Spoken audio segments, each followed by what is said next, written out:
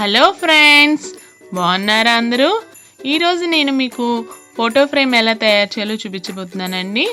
అది కూడా tablets strips పెట్టండి.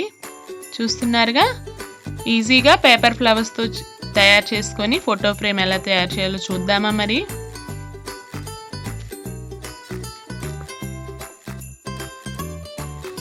ముందుగా దానికి కావాల్సిన మెటీరియల్ అండి, Fevicol, brush, fabric colour, scissors, medical strips, colour papers, tape, ఒక కార్డ్బోర్డ్ అండి.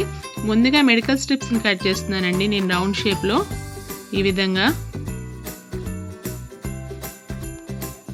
అన్నీ తయారు చేసుకోవాలండి ముందుగానే మనం. చూస్తున్నారుగా, ఇప్పుడు నేను ఫ్యాబ్రిక్ కలర్ తీసుకొని దాని లోపల ఫిల్ చేస్తానండి. కలర్ లోపల పక్కన వేయాలి. ఈ విధంగా అన్నిటికీ కలరింగ్ చేసుకోవాలండి. నెక్స్ట్ మనం ఫ్లవర్స్ తయారు చేసుకుందాం. రెండు పక్కల ఇలా ఈజీగా కట్ చేసుకోవచ్చండి ఫోల్డింగ్ ప్రకారం.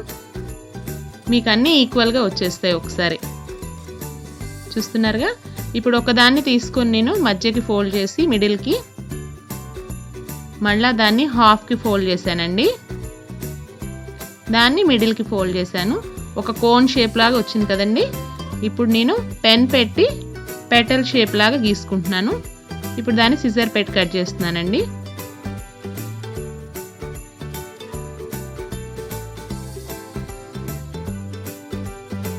చూస్తున్నారు కండి, ఇప్పుడు ఓపెన్ చేయగానే చక్కగా ఒక ఫ్లవర్ షేప్లో వచ్చేస్తుంది.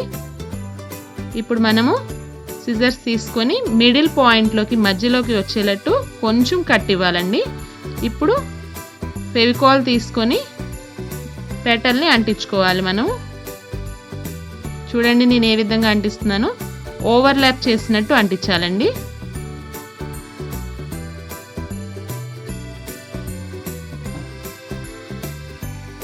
ఇదే విధంగా అన్ని పెద్ద సైజు, మీడియం సైజు, మరి కొంచెం చిన్న సైజు అలా అన్ని రెడీ చేసుకోవాలండి.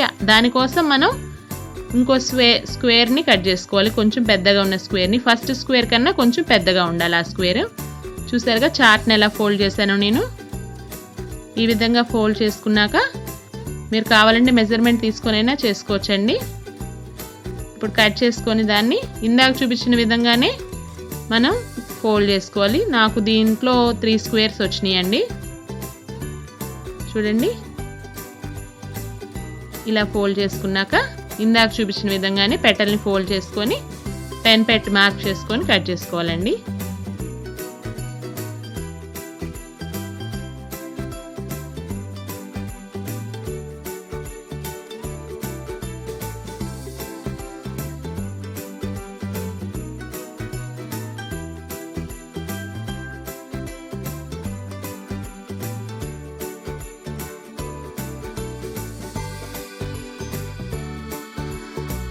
ఇలాగా చిన్న చిన్న క్రాఫ్ట్లు చేస్తే పిల్లలకి చాలా ఇంట్రెస్ట్గా ఉంటుందండి. హాలిడేస్లో వాళ్ళకి సండేస్ అలాగ ఉన్నప్పుడు ట్రై చేస్తుంటే బాగుంటుంది. వాళ్ళకి కూడా క్రాఫ్ట్ అంటే ఇంట్రెస్ట్గా ఉంటే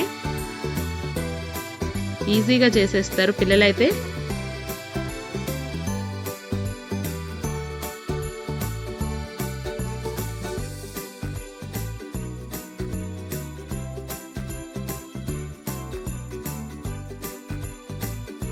ఈ విధంగా డిఫరెంట్ సైజెస్లో నేను పెటల్స్ రెడీ చేసుకున్నానండి, ఫ్లవర్ పెటల్స్.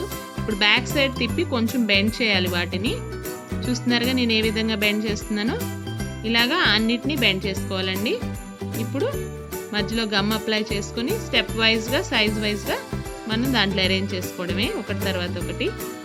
నేనైతే 4 పెటల్స్ని అరేంజ్ చేస్తున్నాను. మీకు ఎలాగ అనుకుంటే అలాగా 6 అయినా అరేంజ్ చేసుకోవచ్చు. 6 అయితే కొంచెం దగ్గరికి వస్తుంది ఫ్లవర్. చూస్తున్నారుగా, ఇలా మిడిల్లో గమ్ అప్లై చేసుకొని మీరు పేస్ట్ చేసుకోవచ్చు.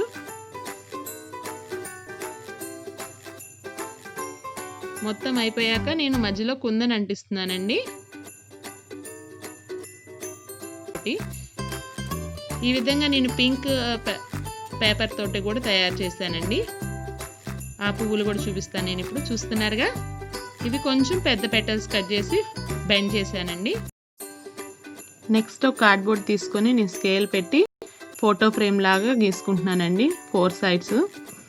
ఈ విధంగా గీసుకున్నాక దాని సిజర్స్ పెట్టి కట్ చేస్తున్నాను నేను. చూసారుగా ఎలా వచ్చిందో ఫోటో ఫ్రేమ్ లాగా.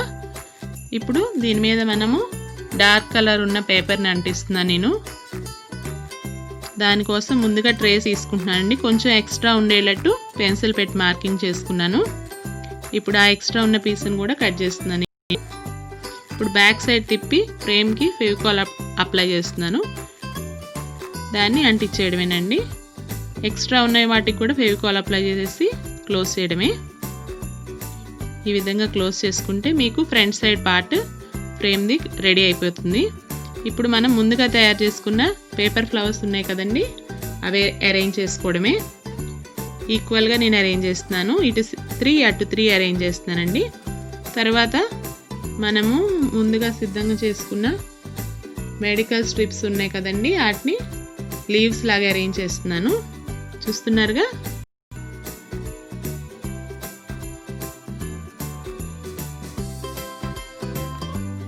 మీకు ఇష్టం వచ్చిన డిజైన్లో అరేంజ్ చేసుకోవచ్చండి. నేనైతే మధ్య మధ్యలో వాటిని అరేంజ్ చేస్తున్నాను. మొత్తం కావాలంటే కూడా లీవ్స్ అరేంజ్ చేసుకోవచ్చు మీరు.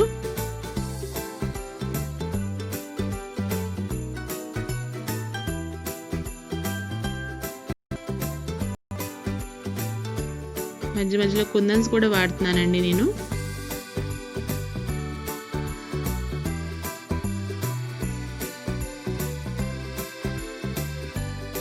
తర్వాత మనం back side part of the frame చేసుకుందామండి. దానికోసం ఇంకో కార్డ్బోర్డ్ మీద నేను ఇంకో కలర్ పేపర్ అంటిస్తున్నాను. దానికి కూడా ఎక్స్ట్రా ఉన్నది ఫోల్డ్ చేసేసుకొని మనము ఫెవికాల్ పెట్టి క్లోజ్ చేయడమేనండి. చూస్తున్నారుగా ఏ విధంగా క్లోజ్ చేస్తున్నాను నేను.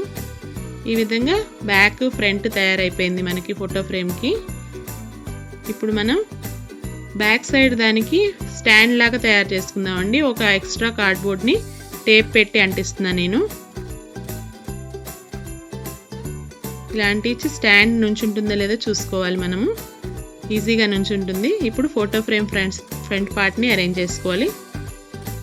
చూసారుగా ఈ విధంగా మనం ఫోటో అరేంజ్ చేసి దాని మీద పాలిథిన్ పెట్టి కవర్ చేయొచ్చండి. మీకు కనుక ఈ వీడియో నచ్చినట్టయితే లైక్ చేయండి, షేర్ చేయండి, సబ్స్క్రైబ్ చేయండి. Thank you for watching the video friends. మళ్ళా వీడియోలో కలుద్దాం మనం. బాయ్.